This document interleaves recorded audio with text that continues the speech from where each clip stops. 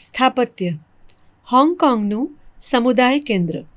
લેખક હેમંત વાળા.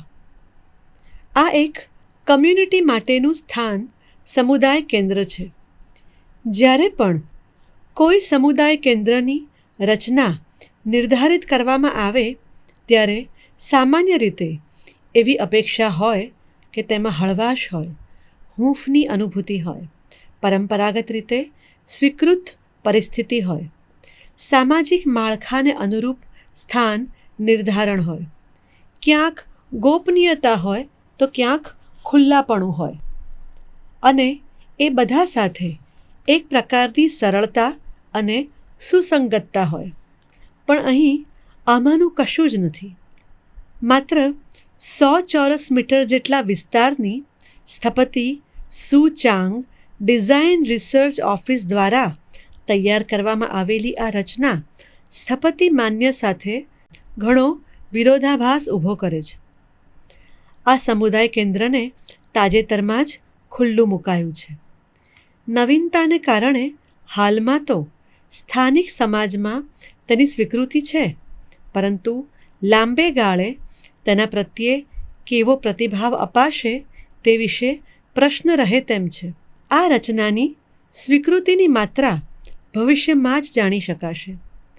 સમજવાની વાત એ છે કે શહેરી વિસ્તારમાં અને તેમાં પણ શહેરના અન્ય વિસ્તારની સરખામણીમાં જ્યાં લગભગ 6 ગણી ગીચતા છે, ત્યાં જે પ્રકારની હળવાશની આવશ્યકતા હોય તે અહીં જોવા નથી મળતી. આજુબાજુની પરિસ્થિતિ વચ્ચે અચંબો પમાડે તેવી સાવજ આગંતુક જણાતી આ રચના છે. એક દાવા પ્રમાણે આ રચના લોકોને ક્ષણિક મનોરંજન આપી શકે, પરંતુ આ મનોરંજન ક્યાંક મગજ પર ભાર લાદી દે તેવું છે એમ કહેવામાં આવે છે.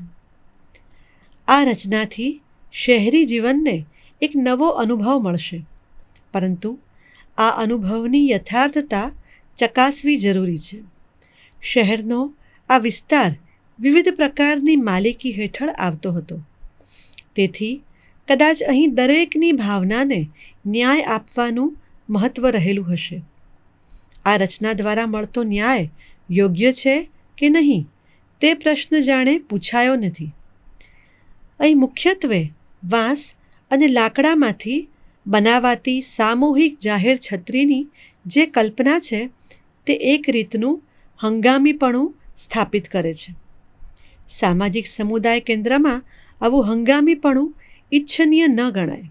આબોહવા પ્રત્યેની અનુકૂળતા માટે પણ અહીં જે દાવો કરાય છે તે સહજતાથી સ્વીકારી શકાય તેવો નથી. ક્યારેક તો એમ પણ લાગી શકે કે અહીં વપરાયેલી દરેક સામગ્રીને તે પણ વધારે માત્રામાં વપરાયેલી જાણે પ્રાથમિક સમજથી જ ખડકી દેવાય છે.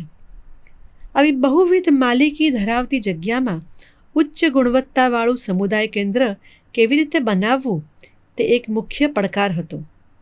આ પડકાર ઝીલવામાં સ્થપતિ ક્યાંક વધુ પડતો ઉત્સાહી થઈ ગયો હોય તેમ જણાય છે.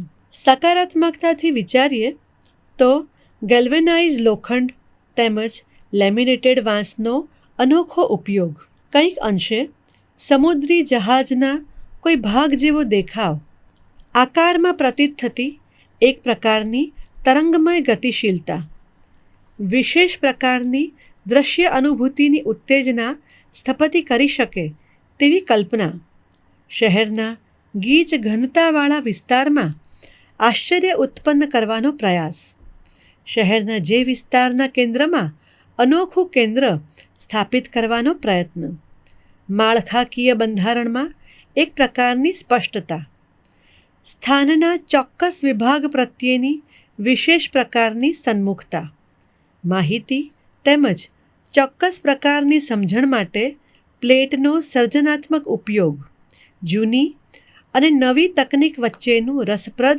સમન્વય, છત અને દિવાલ વચ્ચેના ભેદનો અભાવ, વળાંકાકારનો માળખાકીય ઉપયોગ, લાકડા અને ધાતુ વચ્ચેનું રસપ્રદ સમીકરણ તથા સમગ્ર રચનાની ઉપયોગિતામાં સંભવિત ઇચ્છનીય વિવિધતા જેવી વાતોની ચર્ચા કરી શકાય. આ સમગ્ર રચનાનો પ્લાન 5 પાંદડાના ખંડિત ફૂલ સમાન છે. અહીં લગભગ ત્રિકોણ કહી શકાય તેવા 5 ભાગ એક કેન્દ્રમાં જોડાય છે તેમ પ્રતીતિ થઈ શકે છે. આમાં 3 પાંદડા ખૂટે છે. આ 3 પાંદડાવાળો ખાલી રખાયેલો ભાગ સામેની જગ્યામાં ખુલે છે.